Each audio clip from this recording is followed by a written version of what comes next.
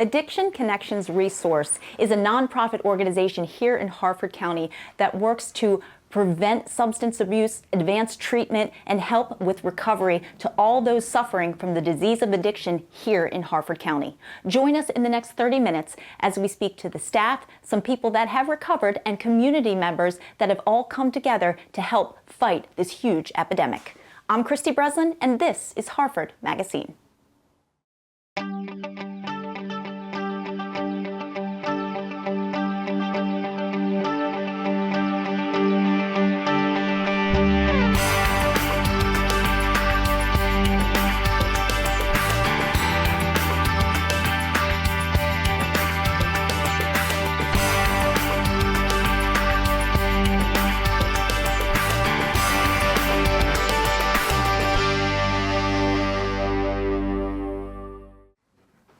As we all know, the opioid epidemic has taken such a grasp here on Harford County. It's really taken a grasp on the whole country. So we have a real need for addiction resources here in Harford County. I'm lucky enough to be joined with the Executive Director of Addiction Connections Resource, Linda Williams. Linda, thank you so much for being with us. Well, thank you. Now, Linda, tell me about ACR.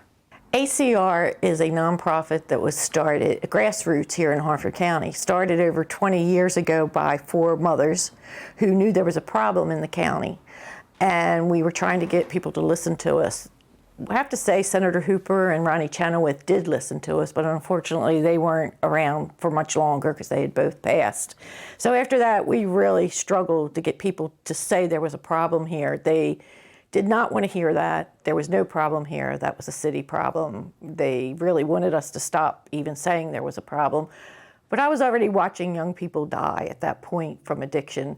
And it wasn't where you would think it would be. It was in Jarrettsville, Bel Air, Boston. That's where the main group of people, they were bringing it in to party because it had gotten pure, the heroin. So you didn't have to shoot it. So they were going downtown, bringing it in, partying, and they didn't realize how easily and how quickly they would become addicted. They didn't think they would become addicted. Well, when you started it, you told us why you started it. When did you start it, and how has it grown? Well, I was sort of like the neighborhood mom, so people started coming to me. And then May Abraham, who co-founder of Father Martin's Ashley, had told me about a little heroin task force that happened to be going on back then in Harford County. And I went to meet people there, and I hooked up or connected with 2 other mothers and then one in Cecil County that were seeing the same issue and problem. One mother had lost her child, Barbara Mason. So we all got together. I think if we wouldn't have found each other, we wouldn't have started it. But in the beginning, we wanted people treated the way we wanted to be treated, the way we wanted our children treated. And people were just lost because they didn't even know where to begin. So we started seeing parents lose their 401ks and grandparents losing their houses, and insurance companies not letting people get treatment until they failed IOP, intensive outpatient, 9 times or things like that. So we could see what was going on, but there was such a stigma to it, a real stigma. So back then, maybe we started helping about 10 people a year, and we were like really the first peer recovery specialists. We went to court with them, we went to the probation with them, we wrote letters, we would take them to the therapist if they needed to go to a therapist, and we stayed in touch, and DOLAD had started a family support group back then, and the families would come in, and we got a lot of our young people that we worked with too from that because the families were desperately looking for help. But we went from maybe helping 10 people a year to last year we helped 777 people.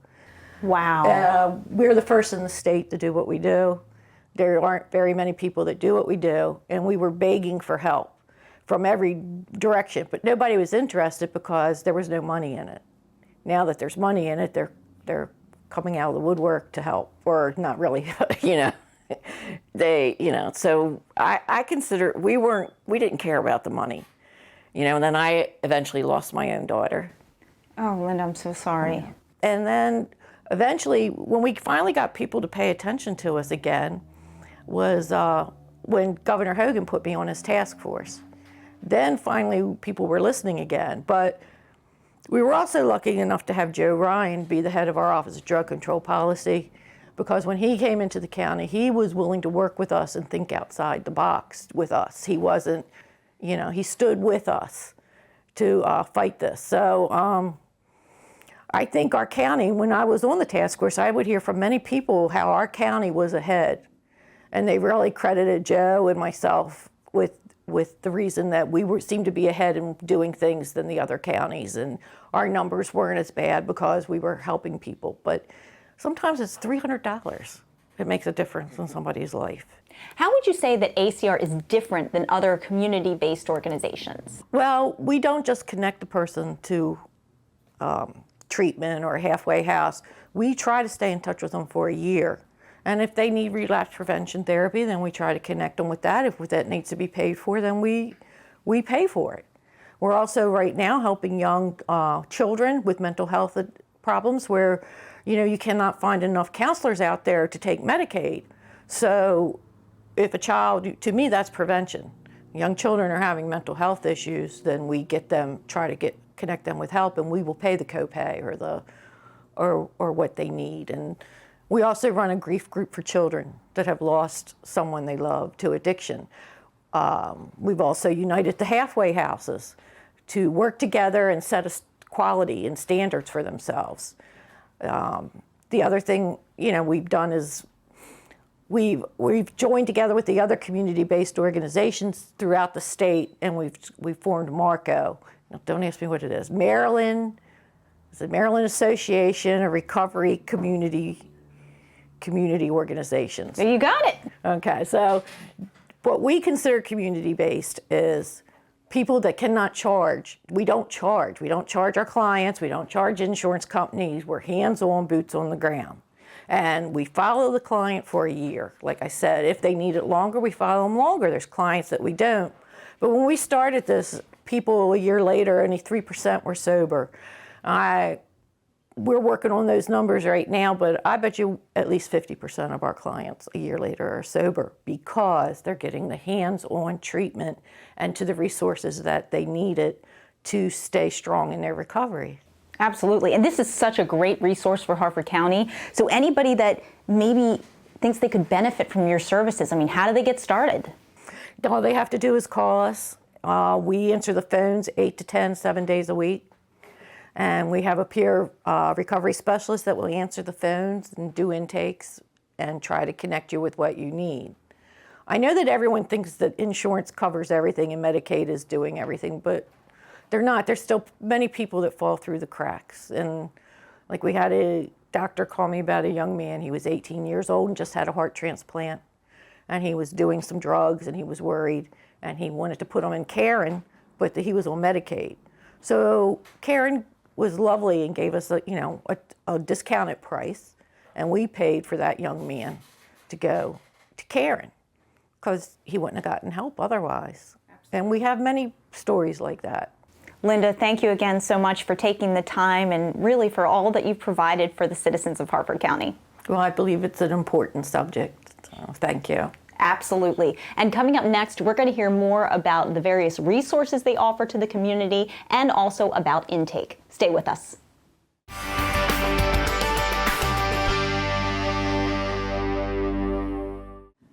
Clayton Appleby is a peer support supervisor here at ACR. He has quite a story to tell. He struggled with addiction himself, and now he is here to tell us what recovery is like and how he helps all the people that come in to the facility. Thanks so much for being with us. Thanks for having me.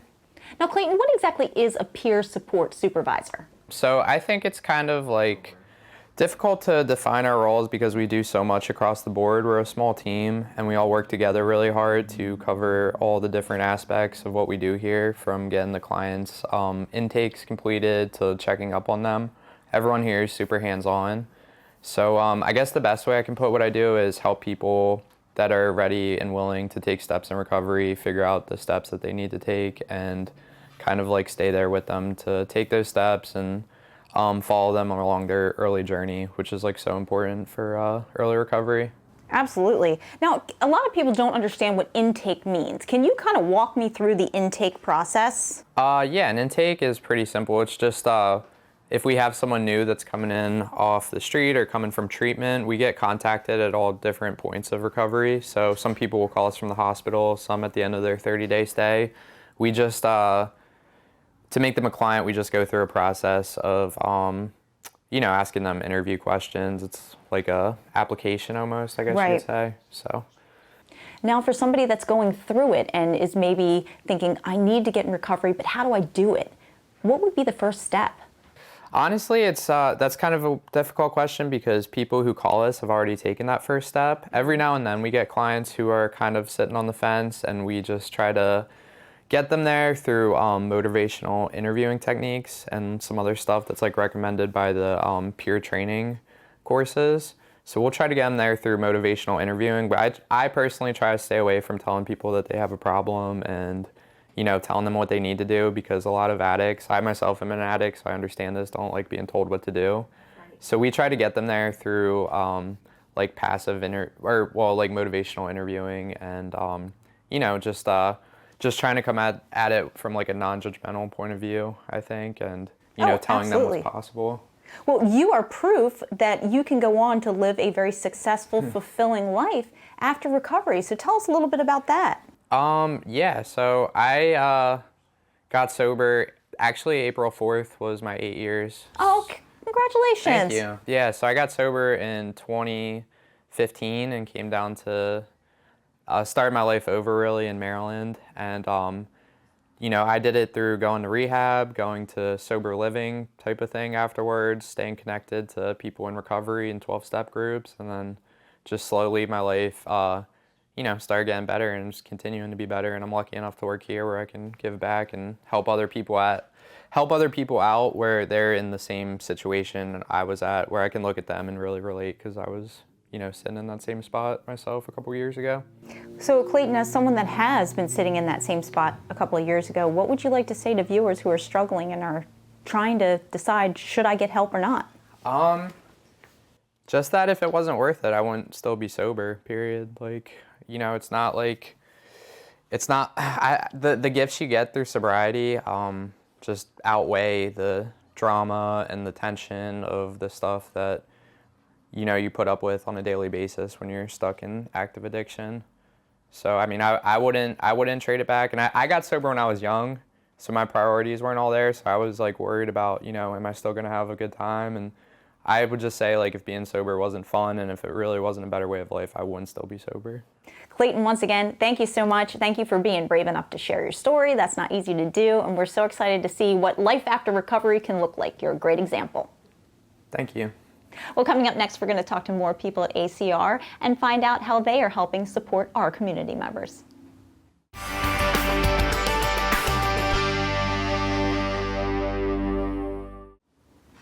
Brandon Carson is the intake coordinator here at ACR, and he's joining me to tell me about his role at ACR and the various people that he's helped. Thanks so much for being with us today. Thank you. Now, Brandon, just tell me about your role at ACR. What exactly do you do for them?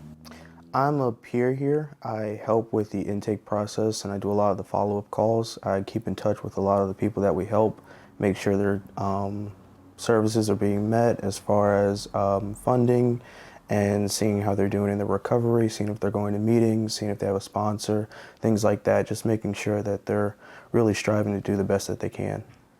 Now, when someone does come to ACR, how long are they usually involved? Is there a certain time length that they're with you for? Usually about a year. We like to keep up with clients for about a year. After a year, we still keep up with them if we need to talk with them a lot more or if they need additional services. But yeah, just about a year. What would you say are some of the most valuable services that you actually offer? I would say the ability to help people financially. We help them with funding to their sober living. We also help them with other things like expungement and groceries, just anything that they really need to help them get started on their next chapter in their life. Can you talk a little bit about what brought you here and what made you go into recovery? Absolutely. When I first started on this journey in recovery, I felt hopeless. I felt like there was no way out. And I knew something had to change because I kept doing the same thing over and over again, expecting a different result. And when I tried a different thing, I got a different result. And so far, that result has been positive. What would you say really keeps you motivated to keep going? Just by seeing people's faces and going and being able to talk and being active in my network as far as recovery goes, and I get a lot of motivation from seeing people who stay sober for long periods of time, and just by seeing the newcomer actually wanting to be sober, I see myself in them when I see them trying to do the same things I do, and I give them pointers and tips and tell them, hey, that's not a good idea. Hey, this is a good idea. Hey, this is what you need to do to make your life better. Brandon, thank you so much for all that you do for the community and for all the resources that you provide. It's important, and we're lucky to have someone like you. Thanks, Christy. It's a pleasure to work for ACR.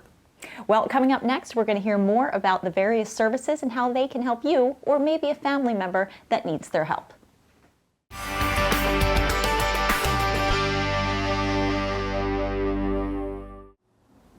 Sean Partain is the outtake coordinator here at ACR. She actually wears many hats here, and she's here to tell us all about it. Hi, Sean. Hi, how are you? Great, thanks for being here. Thank you for having me. Now, Sean, like I mentioned, you wear very many hats here at ACR, so tell us about your role.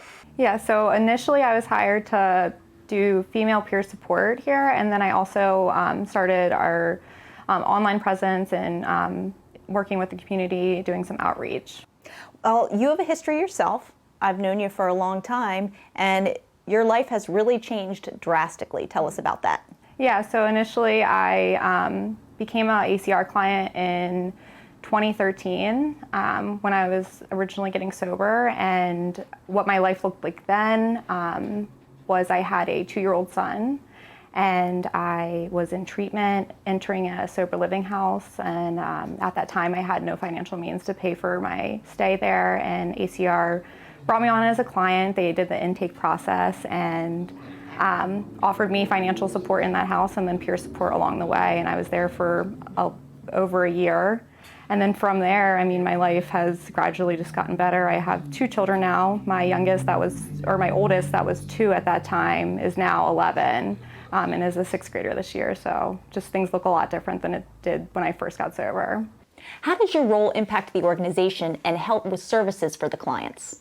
So my role at ACR, working with individuals, I work with women and I specialize in women and children. So my role here to help the clients initially enter into recovery is, connecting them to services and seeing where they're at and offering them whatever the services is that they need at that time.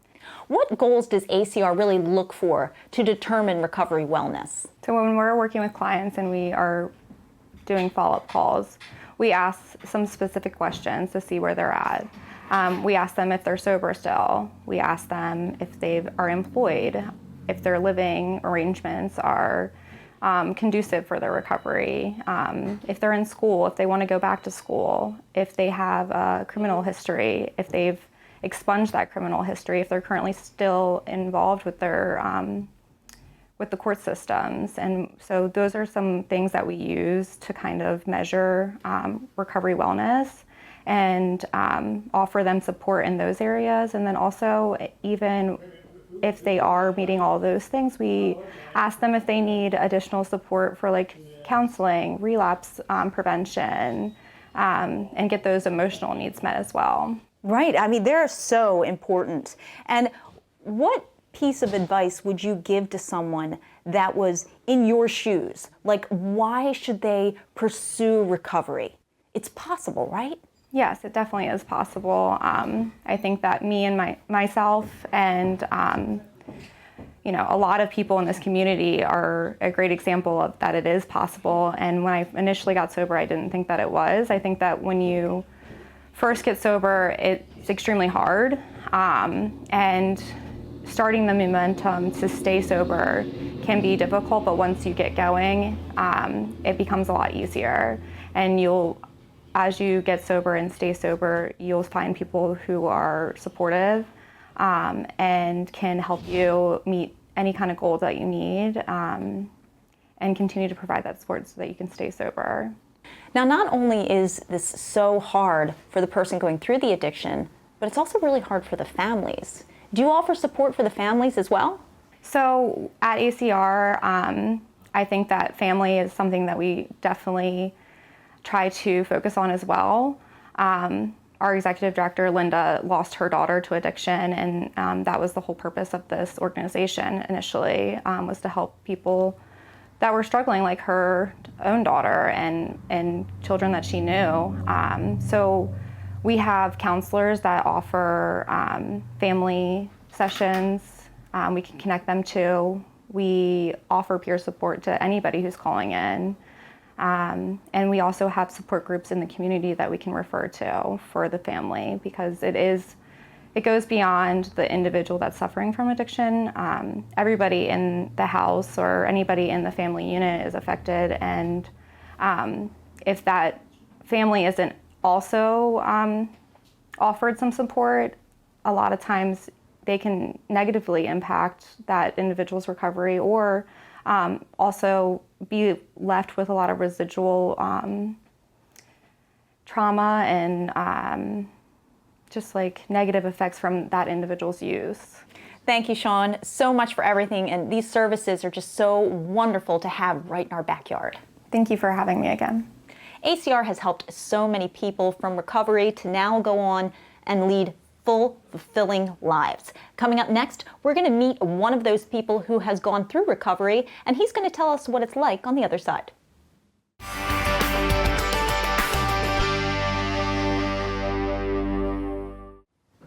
Now, it's my pleasure to be joined with Tony Sipple. Tony is a client of ACR, and he's here to tell us about how he got involved with him and how he's doing today, which is great, by the way. Tony, thank you so much for being with us. Thank you, Kirsty.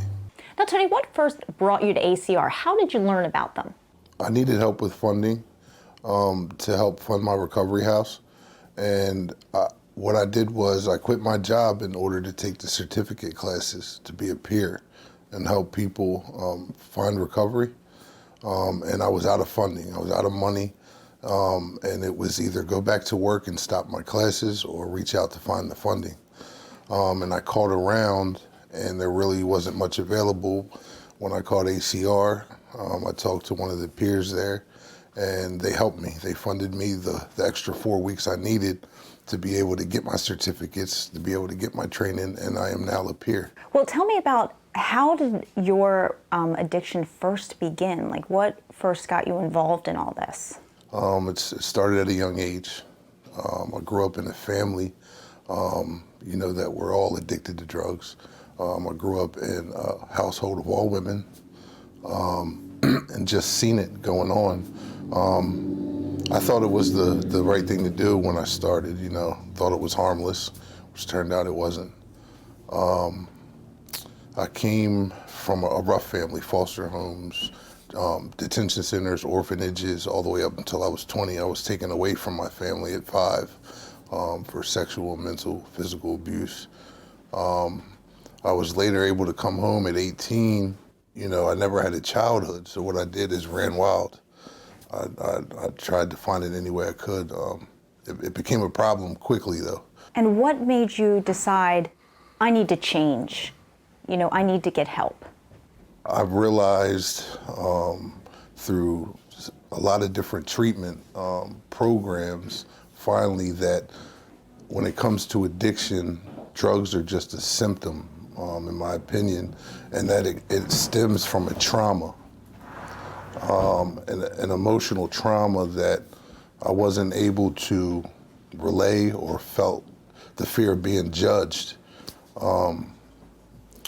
But I quickly came to realize once I was able to be real and be open, be an open book, and work on the issues within inside myself, that it allowed me to actually start to recover.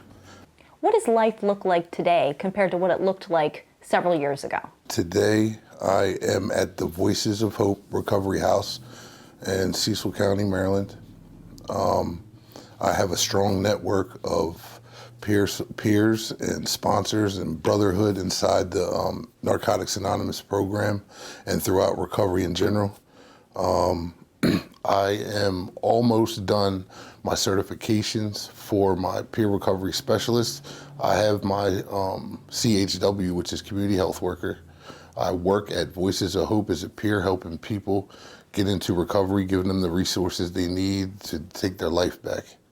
Tony, thank you for being here. Thank you for sharing your story. It's very brave and very inspiring because a lot of people will really resonate with what you said to us today. Well, Christy, thank you for having me today. I very appreciate it. Well, we have much more to come. Stay with us.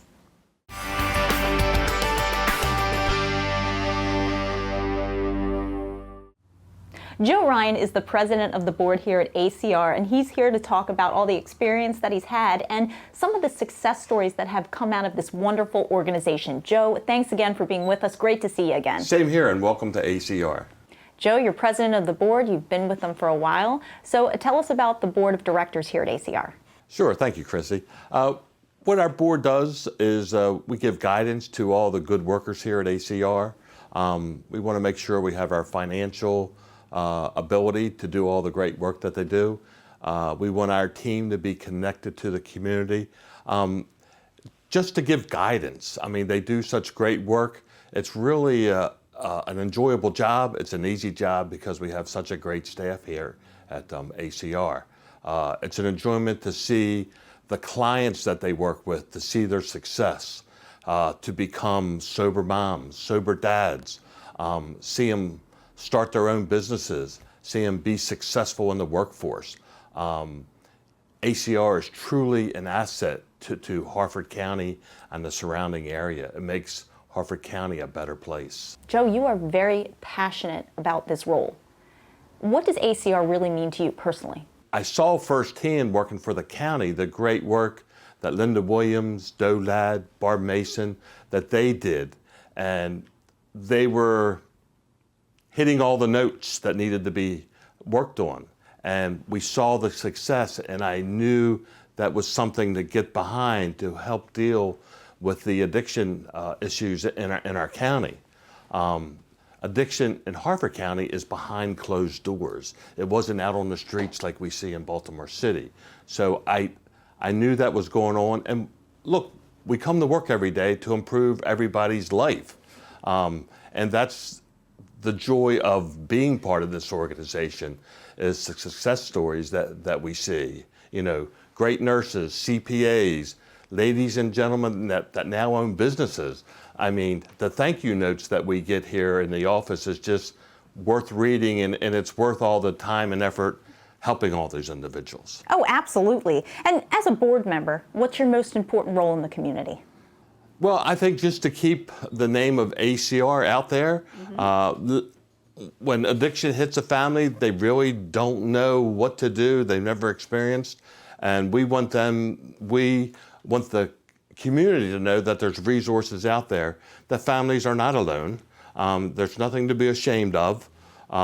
Treatment works, recovery is possible, and we want to hold their hand with those individuals to get to sobriety and help the families support their loved ones. Oh, absolutely. And ACR, talk about the growth throughout the years. Yes, I mean, I was there when those four moms got together, and I really was impressed by their enthusiasm. And I knew that was a hidden gem that needed to be cultivated, and I was in a position to be able to do that. And they have helped so many people over the last 20 plus years. That was sort of the joy of the job. And after I retired from the county, I wanted to still be involved with that, so I volunteered to be on the board. And then a few months later, the board voted me in as president, and it's been truly a rewarding position during my retirement. Joe, thank you so much again for everything that you do for ACR and for everything that you do for Harford County. And thank you for helping get the word out of the great work that we do. Absolutely, great organization. So Thank as you. you've heard from Joe, recovery is possible, and they are here to help you, and they will walk you through it every step of the way. As you have seen today, ACR helps individuals by providing them with services that help promote strength and recovery. If you or someone you know can benefit from their services, reach out to them at acrhelps.org. I'm Christy Breslin. See you next month on Harford Magazine. you.